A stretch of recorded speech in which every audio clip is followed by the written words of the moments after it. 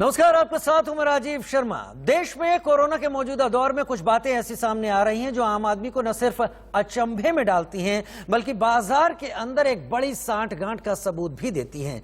इसका उदाहरण यह है कि हमारे एक सहयोगी ने अपने जानने वाले के लिए एक दवा ऑनलाइन मेडिसिन बेचने वाली एक कंपनी 1mg से मंगवाई। इस दवा का नाम है बारिसिटिनिब। ये दवा 21,000 रुपए से ज्यादा में मिली, लेकिन बाद में जब बाजार में उन्होंने पता किया तो यही दवा, इसी का एक प्रतिरूप एक देसी कंपनी का था और वो 280 रुपए में ही मिला। वही दवा। अब सवाल यह है कि इस देश में दवा का दाम तय करने और बेचने का कोई नियम कायदा है भी या नहीं। आखिर ये कैसे हो सकता है जो दवा देश के अंदर 280 रुपए में मिल रही है, वही दवा एक विदेशी कंपनी की बनाई हुई ऑनलाइन ड्रग्स बेचने वाली कंपनी 10 गुना से ज्यादा दाम पर कैसे बेच रही है। इस पर चर्चा करने के लिए हमारे साथ तमाम मेहमान इस वक्त मौजूद हैं। हमारे साथ तरुण नांगिया इस वक्त जुड़ेंगे, स्पेशल एडिटर स्पेशल प्रोजेक्ट हमारे साथ जुड़ रहे हैं। हमारे साथ सुमित दीवान, हमारे सहयोगी जिन्होंने ये दवा खरीदी ITV नेटवर्क से, वो जुड़ेंगे। और हमारे साथ डॉक्टर ओम सेंगर जुड़ेंगे, कार्डियोलॉजिस्ट हैं BHU से। ये तीन लोग हमारे साथ इस वक्त जुड़े हुए हैं और मैं सबसे पहले सुमित का ही रुख करना चाहूंगा और सुमित से ही पूछना चाहूंगा कि उन्होंने जो अनुभव किया वो क्या अनुभव किया। सुमित, दवा किस लिए काम आने वाली थी और किस मजबूरी के चलते आपको लेनी पड़ी और फिर आपको क्या पता चला? राजीव, जैसा मुझे मेरे एक फ्रेंड एडमिट है विमहंस में, तो उसके लिए डॉक्टर ने मुझे कहा कि ये दवा की आवश्यकता है और बहुत जल्द ये चाहिए, जिसके लिए मैंने उनसे पूछा कि आप ये खुद उपलब्ध कराएं, क्योंकि अस्पताल में दवाएं उपलब्ध होनी चाहिए। और मैंने उनको ये भी कहा कि आप ड्रग कंट्रोलर से बात कीजिए और उनको बोलिए कि इस अस्पताल में अगर दवा नहीं उपलब्ध है तो वो उपलब्ध कराएं, बिकॉज मार्केट में कोई भी दवाएं आसानी से नहीं मिल रही जो कि कोविड ट्रीटमेंट के लिए यूज़ हो रही है। ये सरकार ने आदेश दिए हुए हैं। उसके बावजूद मेरे को अस्पताल ने मना कर दिया कि उनके पास अवेलेबल नहीं है। वहाँ मौजूद एक दूसरे व्यक्ति ने मुझे मदद की। उन्होंने कहा कि आप 1mg पे बात करिए, वो ये दवा बेच रहे हैं। तो जब मैंने 1mg को कहा कि मुझे ये वाली दवा चाहिए जो कि डॉक्टर की इस प्रिस्क्रिप्शन के अकॉर्डिंग थी, उस पर फिर मुझे 1mg ने ये दवा बेची है और जिसका दाम था 21,000 रुपये से ज़्यादा। और जब मेरे को ये दवा अगले दिन मिलने की पता चला कि अगले दिन मिलेगी, इतनी जल्दी नहीं मिल पाएगी पैसे देने के बावजूद, तो मैंने लोकली पता किया, दुकानों पे जाके पता किया, जहाँ पे मुझे काफ़ी लोगों से मदद मिली। और उन लोगों ने बताया कि किसी 2 अशोकनगर में अवेलेबल है, एक पहाड़गंज में अवेलेबल है। तो मैंने जब जाके देखा तो मुझे एक दवा 280 रुपये की ये रोहिणी में मिली है। आप दिखा सकते हैं क्या वो दवा आपके पास है इस वक्त? हाँ जी। ये कौन सी दवा 21,000 से ज्यादा में थी और कौन सी 280? ये मुझे जो लोकली दुकान से मिली, ये 280 रुपये की दवाई है। और जो मुझे ऑनलाइन 1mg ने दी है वो ये है 21,000 रुपये की। सो आप खुद तय कर सकते हैं कि इसमें इतना अंतर है। अब कौन सी सही है कौन सी गलत है ये डॉक्टर साहब। और सुमित, दामों में तो बड़ा अजीब फर्क यहाँ पर नजर आ रहा है, लेकिन आपने डॉक्टर्स को भी दिखाई होंगी। क्या डॉक्टर्स का क्या कहना है कि दोनों का जो केमिकल एनालिसिस है, जो केमिकल इसमें मिले हुए हैं, वो दोनों एक ही है, सेम है सारा? डॉक्टरों ने मुझे कोई प्रतिक्रिया नहीं दी, लेकिन जो 280 रुपये की दवा थी, डॉक्टर ने कहा कि हाँ ये सही दवा है और उन्होंने मेरे से ये ले ली। लेकिन मेरा प्रश्न ये था कि मैं ये नहीं समझ पा रहा था कि अगर जब 280 की दवा काम कर सकती है तो 21,000 की दवा मार्केट में क्यों बिक रही है। और ऑनलाइन फार्मेसी जब आपको इस समय में ये मदद करने के लिए है कि आप लोग जाके लाइनों में ना लगें और लोगों को संक्रमण ना फैले, और क्योंकि सबसे ज़्यादा लोग जो अस्पताल में घूम रहे हैं वही दवाओं की दुकानों पर जा रहे हैं, तो ऑनलाइन फार्मेसी का बहुत अच्छा रोल है कि इस समय लोगों को दवाएं घर पे पहुंचाई जाएं या जहां जरूरत है वहां पहुंचाई जाए। लेकिन अगर वही कंपनियां इतनी महंगी दवाएं देंगी तो आम आदमी कहां जाएगा और आम आदमी कैसे इसको आम आदमी कैसे इसको करेगा? सुमित का सवाल यहां पर बहुत वाजिब है। वो लोग जो कि तकलीफ में हैं, जिनके घर में लोग काफी गंभीर हैं, अगर इस तरीके से दवाओं के 10-10, 15-15 गुना दाम लिए जाते रहे तो हर एक की एक लिमिट होती है, एक सीमा होती है। आखिर कितना कर पाएगा, कितना ज्यादा वो दवाइयों के लिए शेल आउट यानी खर्च कर पाएगा?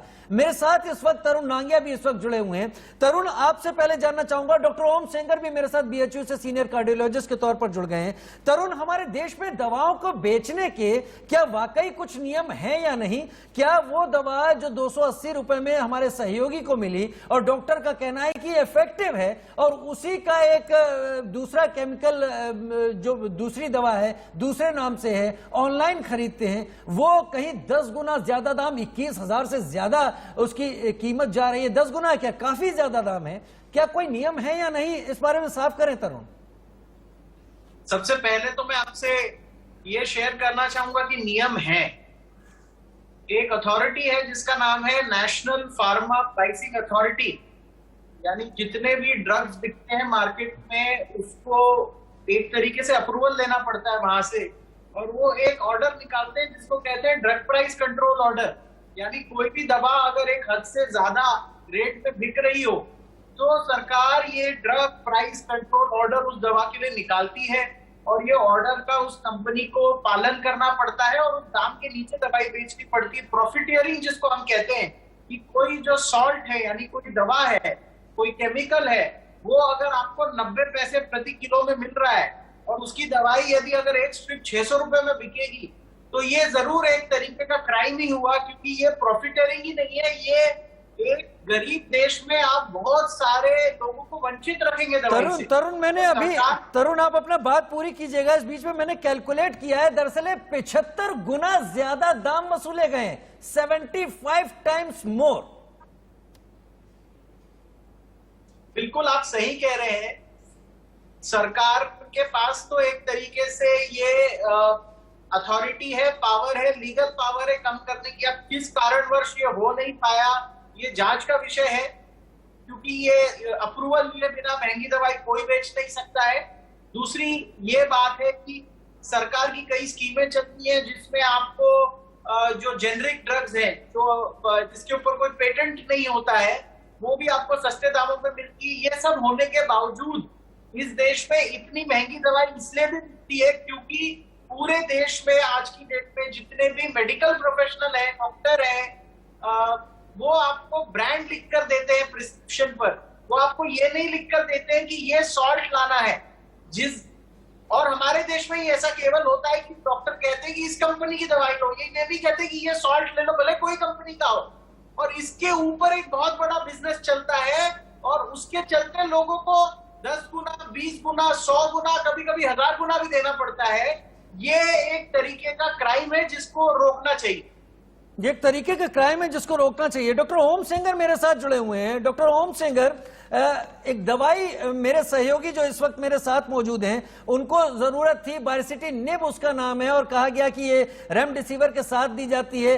वो जब ऑनलाइन मंगाते हैं तो 21,114 रुपए उनसे वसूले जाते हैं, और जब उसी का एक दूसरा रूप भारत में देसी दवा डॉक्टर उसको एक्सेप्ट भी करते हैं वो 280 रुपए में मिलते हैं। कहां से हम लोग इलाज करा पाएंगे, और क्या इस तरह की प्रैक्टिस रोकी जा सकती है, और क्या इस तरह की प्रैक्टिस काफी ज्यादा चल रही है ऑनलाइन? मेरे बगल में ही सहयोगी इस वक्त बैठे, वो आपको दोनों ही दवाई इस वक्त दिखा रहे हैं, और अगर वो आपके सामने रखे तो दोनों दवाएं, और इन दोनों दवाओं के दाम में करीब 75 गुना का फासला है। डॉक्टर ओम सेंगर जी, देखिए इसमें प्राइसिंग को आपको दो तरह से देखना होगा। एक है रिसर्च मॉलिक्यूल। क्या होता है कि आप देखिए दुनिया, हमारे देश में कोई हम दवाओं का रिसर्च करके खुद तो बेचते नहीं है, विदेशी रिसर्च होते हैं, वो उसकी प्राइसिंग के लिए एक अपना पेटेंट कराते हैं, और पेटेंट कराने के बाद उसी के सब पेटेंटिंग करते हैं जो डिफरेंट आपको कंट्रीज, दुनिया के अन्य कंट्रीज में बेचते हैं।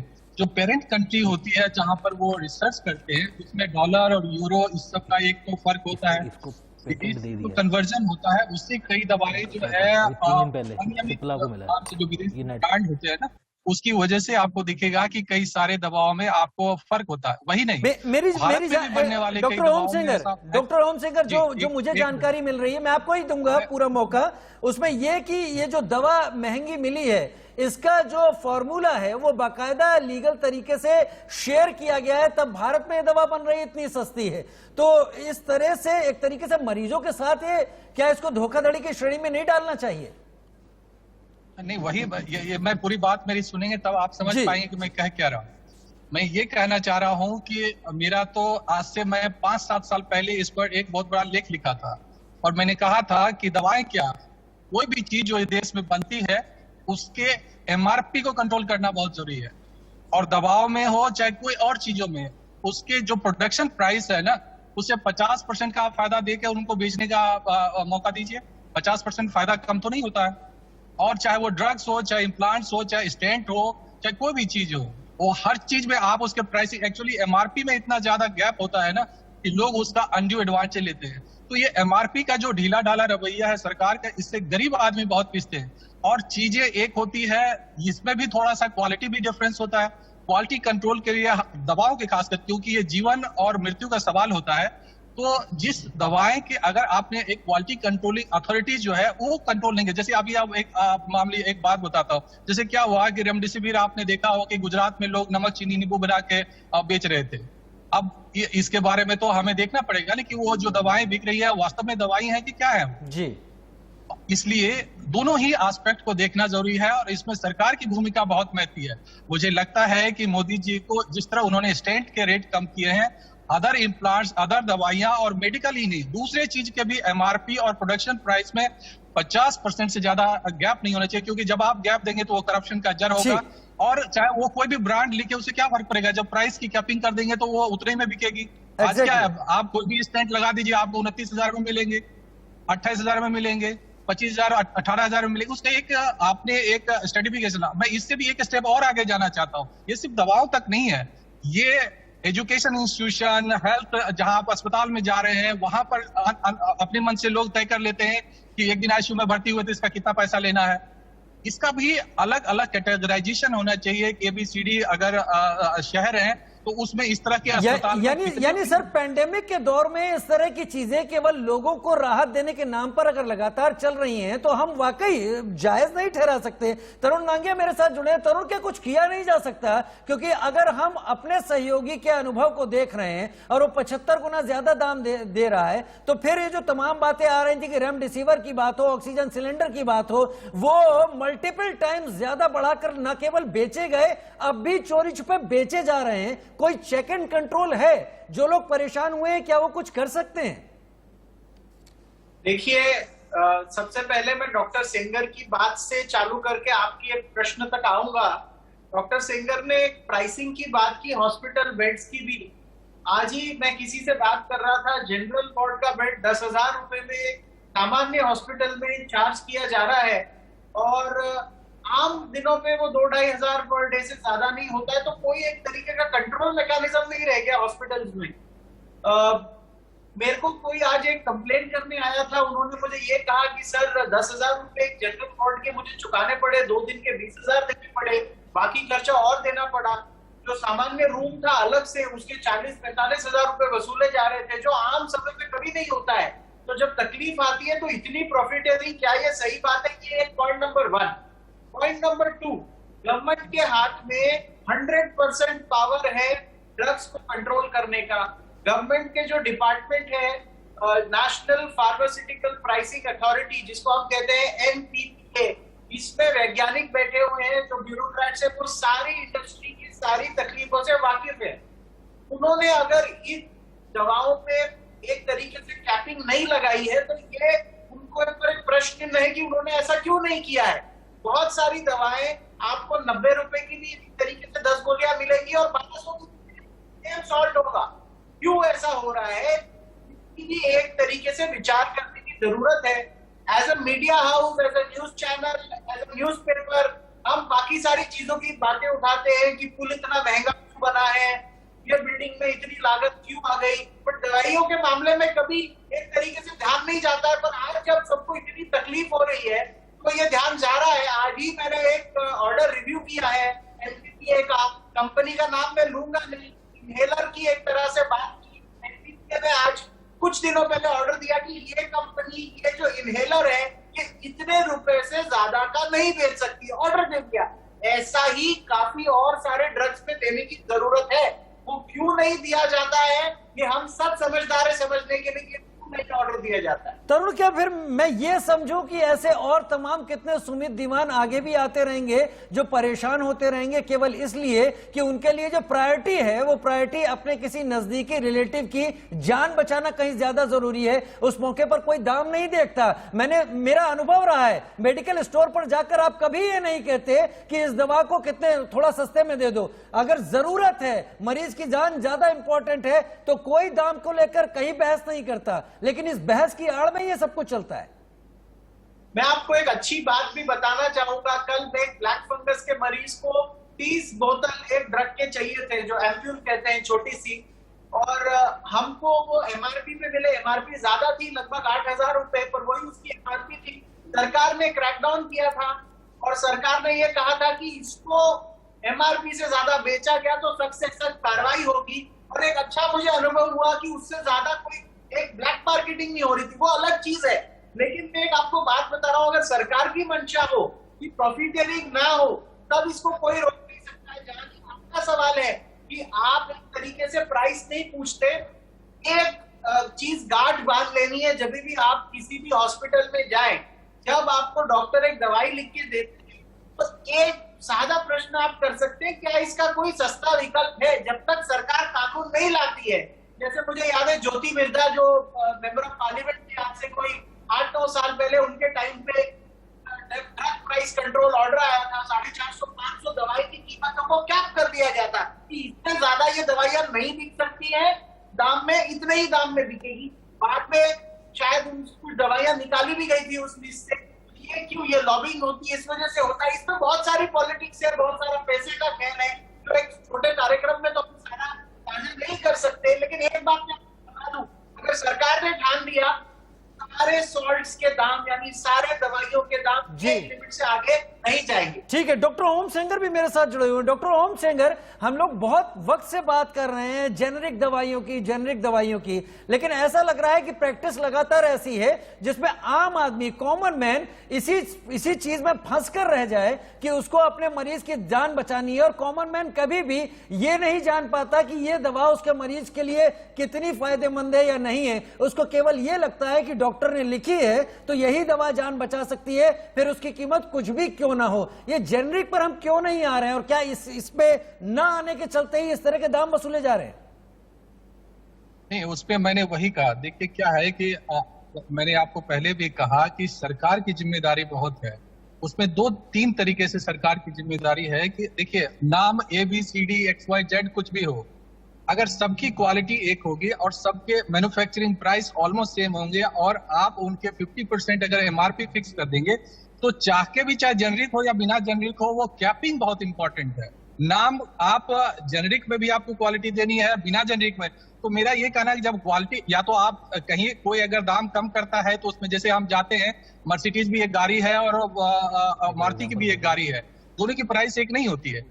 तो अगर क्वालिटी में हम कहीं ऊपर नीचे कर देंगे तो भी प्राइस को हम ऊपर नीचे कर सकते हैं। सरकार अगर कैपिंग कर देगी और क्वालिटी कंट्रोल कर देगी, और जैसे अभी ड्रग इंस्पेक्टर्स होते हैं, वो क्यों नहीं ये चीज देखते हैं कि भाई ऊपर नीचे इतनी प्राइस क्यों है? चलिए, कैसे लोग बेच रहे हैं, डॉक्टर तो नहीं बेच रहे हैं। डॉक्टर ओम सेंगर, थोड़ा समय कम है, लेकिन मैं जाते जाते एक बार अपने सहयोगी से ही बात करूंगा। उसमें दो चीजें, एक तो दवाओं की कैपिंग की बात है, इस पर आपका क्या रुख है जो डॉक्टर साहब कह रहे थे, और दूसरा मेरा सवाल यह है कि आप जो दवा लेके आए थे, जिस मरीज के लिए लेके आए थे, उनकी स्थिति अभी कैसी है? शुक्रिया राजीव। अभी स्थिति थोड़ी कंट्रोल में है, दवा ने असर किया है, और ये 1 हफ्ते तक देनी है। अभी 1 ही दिन हुआ है दवा दिए को, तो मैं उम्मीद करता हूँ कि वो जल्दी स्वस्थ होंगे और जल्दी हम सबके साथ होंगे। लेकिन जो डॉक्टर साहब ने भी बात बोली है कि कैपिंग होनी चाहिए, मैं बिल्कुल एग्री करता हूं, बिकॉज भेदभाव बहुत है। क्योंकि एक आप जैसे एग्जांपल ले लीजिए, अगर आप सरकार वैक्सीन लगा रही है, कोविशील्ड लगा रही है, कोवैक्सीन लगा रही है, तो दोनों के दाम अलग अलग हैं। कहीं और जब फाइजर आएगा तो फाइजर का दाम अलग होगा, स्पुतनिक है तो उसका दाम अलग होगा।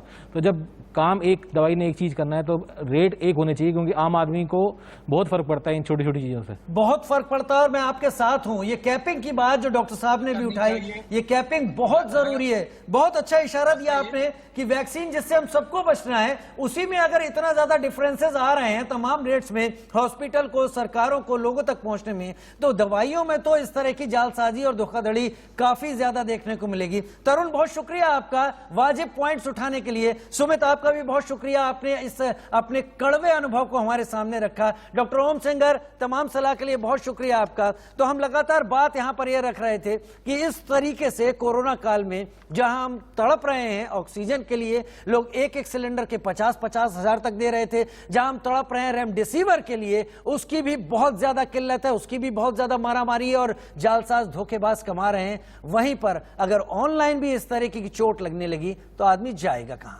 एक छोटा सा ब्रेक, जल्द हाजिर होते हैं।